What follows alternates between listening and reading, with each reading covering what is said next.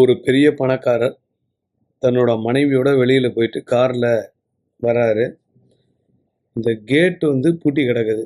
Watchman தூங்குறாரு. உடனே மனைவி சொல்கிறாங்க, ஹார்ன் அடித்து எழுப்புங்கன்னு.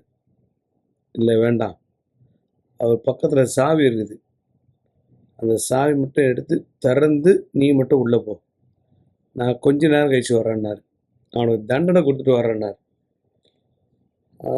அவங்க மனைவி சொன்னாங்க, அதெல்லாம் வேணாம், விடுங்கன்னு. இல்லை, இந்த மாதிரி ஆட்களுக்கு தண்டனை தரணும். தூக்கம் தெளிஞ்சு இப்படி எட்டி பார்க்குறாரு, கார். பதறி போயிட்டார் அந்த வாட்ச்மேன். முதலாளி ரொம்ப நேரமாக நிற்கிறீங்களான்னு. நீ கதவை தர, பேசிக்கலாம், உள்ளவா, கதை மூடிட்டு வான்னார். இந்த வாட்ச்மேன் பயந்துட்டார். நம்ம எவ்வளோ நேரமாக நிற்கிறாரோ தெரில, நம்ம தூங்கிட்டோம், வேலைகளை போயிட போகுதுன்னு சொல்லிட்டு யோசனை பண்ணிகிட்டே வந்தார்.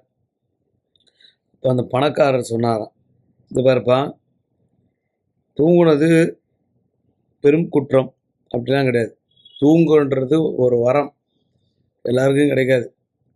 ரொம்ப காஸ்ட்லியான பெட் இருக்குது, காஸ்ட்லியான ஏசி இருக்குது, இருந்தாலும் எனக்கு உள்ள வீட்டில் போய் படுத்தா உடனே தூக்கம் வராது.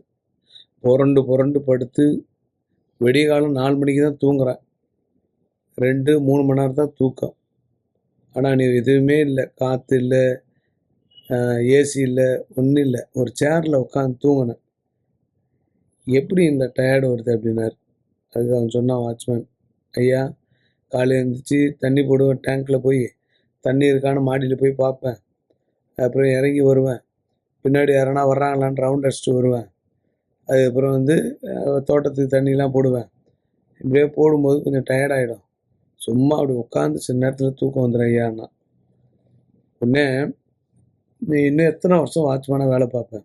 ஐயா, நான் என்ன ஒரு 10-12 வருஷம் இருப்பேன் ஐயா, அது வரையும் உழைக்காமல் இருக்கிறது கூடாது, அது வரையும் நான் வேலை பார்த்துன்னே இருப்பேன்னா. அந்த 12 வருஷத்துடைய காசை மொத்தமாக கொடுத்தாரு. இந்த இதை வச்சுக்க, இது உன்னுடைய தூக்கத்துக்கு கிடைத்த பரிசு. தூக்கம் எல்லாருக்கும் வராது, கடவுள் ஒரு வரம் இருந்தால் மட்டும்தான் தூக்கம் வரும். நீ ஓடி ஆடி உழைக்கிற, இந்தா காசு, நீ வீட்டில் போய் என்ஜாய் பண்ணுனார்.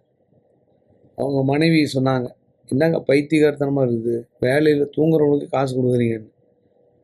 அதுக்கு அவங்க மனைவி கிட்ட இவர் சொன்னாராம், இந்த பாருமா, உங்கள் அப்பா அம்மா இதே நிலைமை எங்கள் அப்பாவுக்கோ உங்கள் அப்பாவுக்கோ வந்திருந்தா நீ தூங்கியிருந்தா எழுப்பியா?